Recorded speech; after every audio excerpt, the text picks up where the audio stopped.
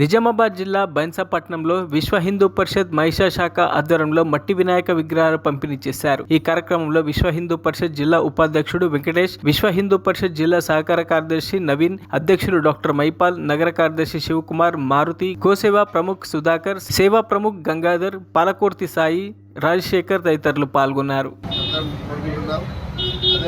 అదేవిధంగా మనం విశ్వ హిందూ పరిషత్ ఆధ్వర్యంలో మనము మట్టి వినాయకులను పంపిణీ కార్యక్రమం రేపు ఉదయం 8 గంటలకు శ్రీ వెంకటేశ్వర ఆలయంలో నిర్వహిస్తున్నాం. కాబట్టి ఈ కార్యక్రమాన్ని అందరూ విజయవంతం చేయాలని నేను అందరితో ఆశిస్తున్నాను.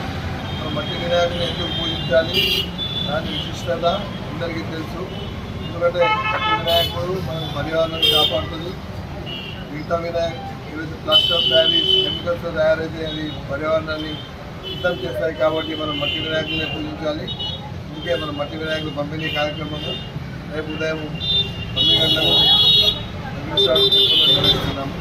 అందరూ దీన్ని ఉపయోగించాలని కోరుతున్నాను.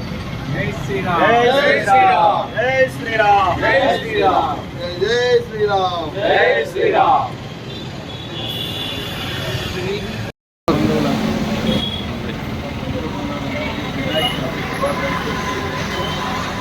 ప్రతి సంవత్సరం విశ్వ హిందూ పరిషత్ ద్వారా మట్టి వినాయక పంపిణీ కార్యక్రమం జరుపుతాము.